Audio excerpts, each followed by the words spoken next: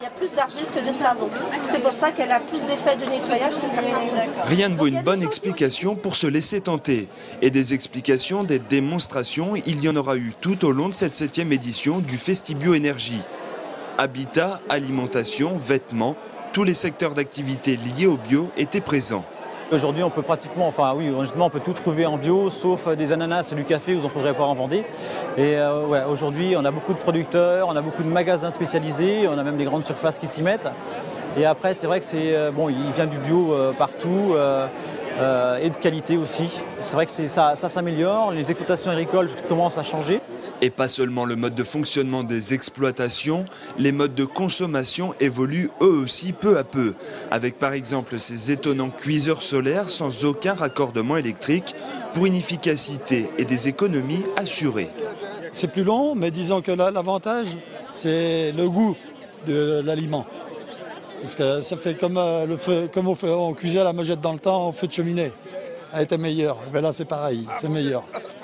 Mais de la façon que ça chauffe, il faut très peu de bois, on me dit, et puis je trouve que c'est écologique de toute façon.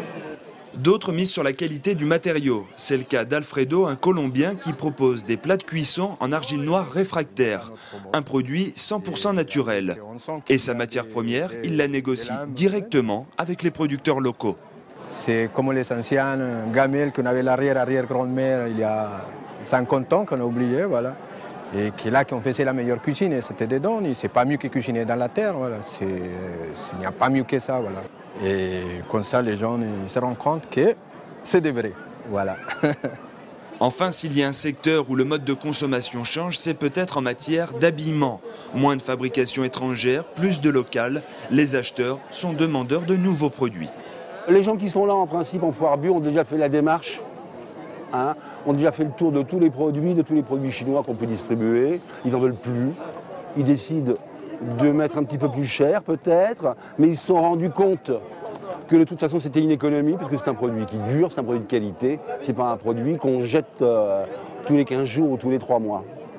Durant ces 3 jours, les visiteurs ont pu mieux s'informer sur les nouveautés, sur les produits à succès, avec pour beaucoup la volonté de consommer différemment, mais sans y perdre au change.